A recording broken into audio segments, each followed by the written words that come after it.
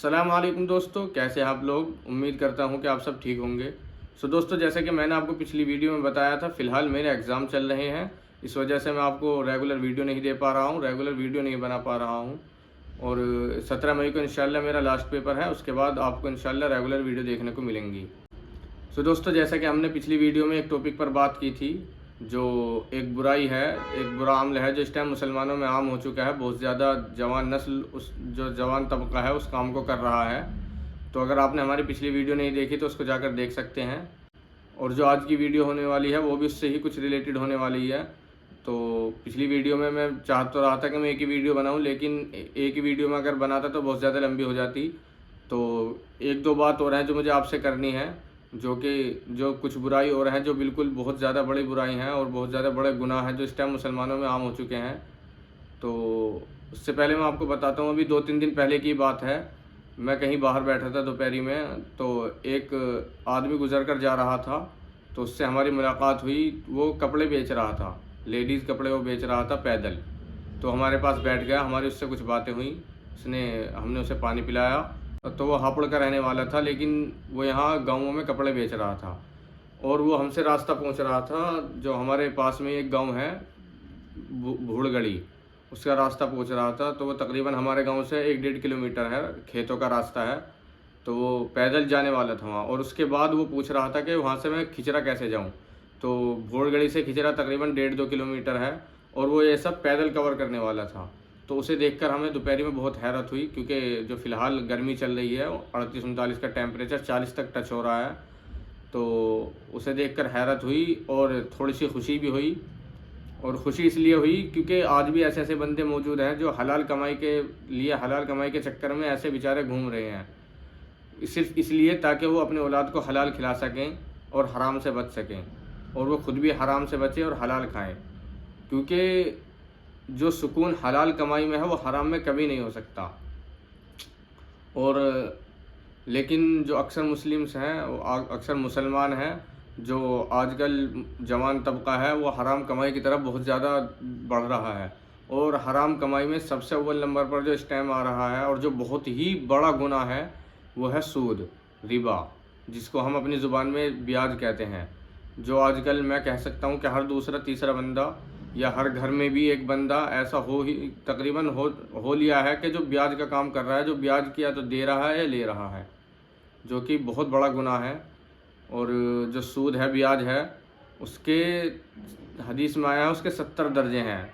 उसका 70वां दर्जा ये है कि कोई आदमी अपनी माँ के साथ निकाह करे। अस्तगफिरुल्लाह, नाउज़ुबिल्लाह। आप समझदार हैं, इसका मतलब समझ जाइए।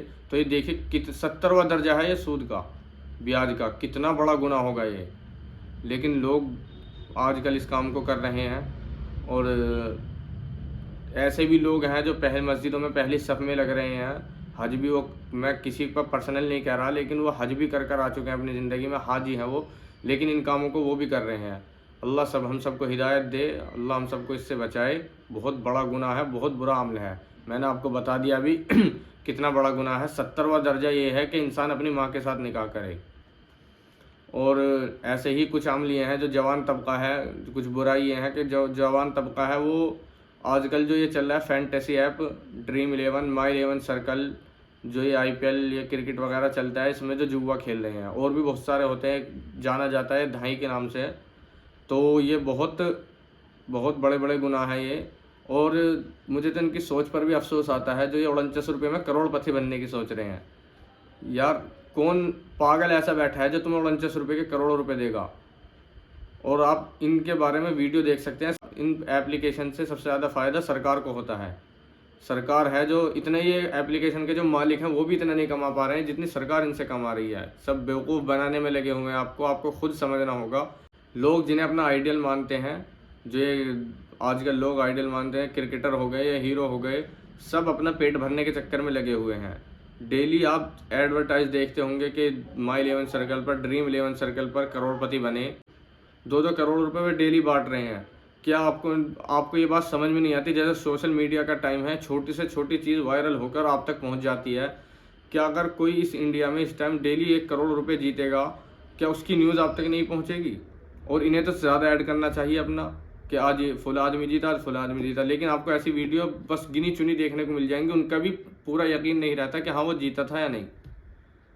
तो इन सब चीज़ों से बचिए, और आप इनके बारे में तहकीक करेंगे तो आपको पता चलेगा कि 100 रुपये पर आपको तकरीबन, अगर आप जीत भी जाते हैं तो आपको 100 रुपये पे तकरीबन 40-50 से 60 रुपये मिलते हैं, और बाकी सरकार ले जाती है और ये एप्लीकेशन वाले ले जाते हैं। तो सबसे ज़्यादा तो सरकार ही कमा रही है इनसे। आप ध्रुव राठी हो गए, नीतीश राजपूत हो गए, इनकी वीडियो देख सकते हैं फैंटेसी आपके बारे में। और पैसे और फेम के लिए दुनिया पता नहीं कहाँ कहाँ क्या क्या कर रही है। मैं देखो, सबकी अपनी पर्सनल चॉइस है, लेकिन शरीयत ने भी एक हदूद हमारे लिए मुकर्रर की है। आप देख सकते हैं वो इरफान पठान भाई हमारे, अल्लाह उनको हिदायत दे। पहले आप देखते होंगे वो अपनी बीवी जो थी उनकी वो बुर्का करती थी, माशाल्लाह बुर्के में रहती थी, लेकिन आजकल वीडियोज़ आ रही हैं, बहुत ही ज़्यादा अफसोस हो रहा है उसको देखकर। उन्होंने हिजाब और अपना बुर्का उतार दिया है। देखो, सबकी पर्सनल चॉइस, हाँ हम कह सकते हैं, मैं ऐसे, उनकी बीवी है और वो उनकी अपनी ज़िंदगी है, वो जो चाहे वैसा करें, लेकिन शरीयत ने भी एक हदूद मुकर्रर की है हमारे लिए। हम उससे तजावुज़ नहीं कर सकते, उससे आगे नहीं निकल सकते। तो देखो, पैसा और फेम के लिए दुनिया क्या क्या कर रही है, तो इसलिए समझिए। और एक बात और जो कि ये भी बहुत ज़्यादा ज़रूरी है, जो हमारी जवान नस्ल है, जवान नस्ल क्या, छोटे छोटे बच्चे भी आजकल तंबाकू का बहुत ज़्यादा यूज़ कर रहे हैं।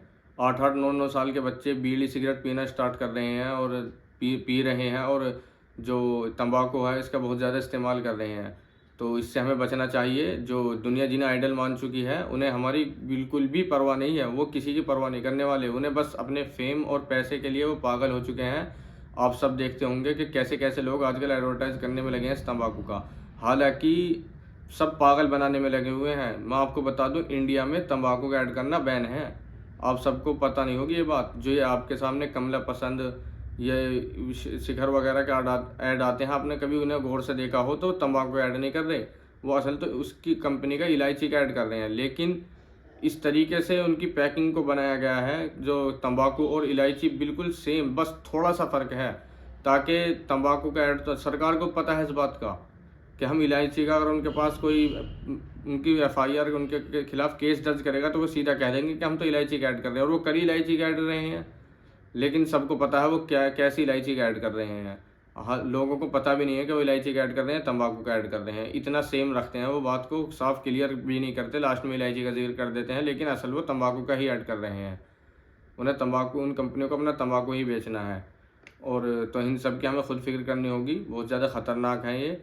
तो इन सब से हमें खुद बचना होगा, तंबाकू का बायकॉट करना चाहिए, इन्हें कभी टच नहीं करना। माशाल्लाह, अल्हम्दुलिल्लाह, मैं अल्लाह का शुक्र अदा करता हूँ, अल्लाह ने मुझे इन सब चीज़ों से बचाए रखा है अभी तक, और इंशाल्लाह मेरा आगे भी इरादा है, और अल्लाह मुझे इसी चीज़ पर कायम रखे। मैं कभी तंबाकू हो गया या ये सिगरेट वगैरह हो गई, कभी इन सबको टच भी नहीं करूँगा, और अभी तक अल्लाह का शुक्र है मैंने करा भी नहीं है। मैं यहाँ तक कि मैं तो जो ये कोल्ड ड्रिंक वगैरह होती हैं, मैंने आज तक, आप यकीन मानना, हेल और रेड बुल तक भी नहीं पी है पूरी। मुझे मज़ा ही नहीं आता इनमें, क्या क्या इनका पब्लिक पागल हो चुकी है इन सब के पीछे। अब लोग कहने वाले पैसे वाले बनेंगे, हाँ मुझे पता है कौन कितना पैसे वाला है, तो इसलिए इन सब चीज़ों से बचिए भाई, बहुत ज़्यादा गलत है। और आखिर में यही कहूँगा, जो मैंने पीछे ज़िक्र किया है उन सब चीज़ों से बचिए, उनको हलाल कमाइए, हराम से बचिए। कुरान में भी ज़िक्र है, ने हुक्म दिया है नबी को कि हलाल खाइए और नेक अमाल करिए, अच्छा खाइए और नेक अमाल करिए। तो इसका जो उलमा है तशरीह यही करते हैं कि पहले हलाल खाने का जिक्र किया गया है और नेक अमाल करने से, तो इसकी तशरीह वो यही करते हैं कि जो शख्स हलाल ज़्यादा खाता है, हलाल कमाता है, हलाल खाता है, तो उसे नेक अमाल की तौफीक ज़्यादा होती है। और ये आप देखेंगे माशरे में ये बात सच भी है, कहीं हद तक क्या ये बात सच्ची है, जो लोग हलाल खा रहे हैं, हलाल कमा रहे हैं, उनको नेक अमाल की तौफीक ज़्यादा हो रही है।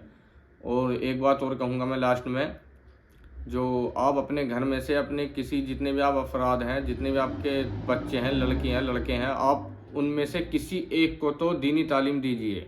आजकल दुनिया दुनियावी तालीम के पीछे भाग रही है। अगर आप किसी एक को भी आलिम बना देंगे, हाफिज़ बना देंगे, तो मैं इंशाअल्लाह दावे के साथ कह सकता हूँ, बहुत सारी बुराइयाँ जो आजकल आवाम में पैदा हो चुकी हैं, वो आपके घर में नहीं होंगी। उस एक लड़के की वजह से, उस एक आदमी की बरकत की वजह से आपकी पूरी नस्ल सुधर सकती है।